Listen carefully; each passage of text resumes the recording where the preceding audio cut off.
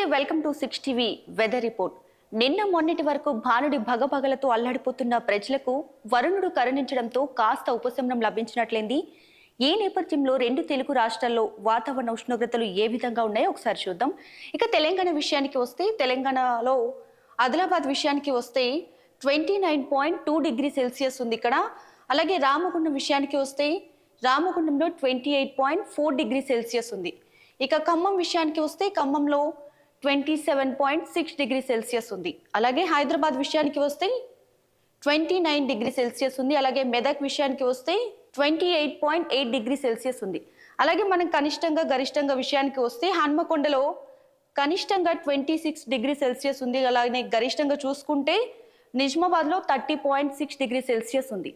So ఇక వాతావరణ సూచనల ప్రకారం తెలంగాణ రాష్ట్రంలో ఎక్కడెక్కడ వర్షాలు కురిసే అవకాశం ఉందో ఒకసారి చూద్దాం.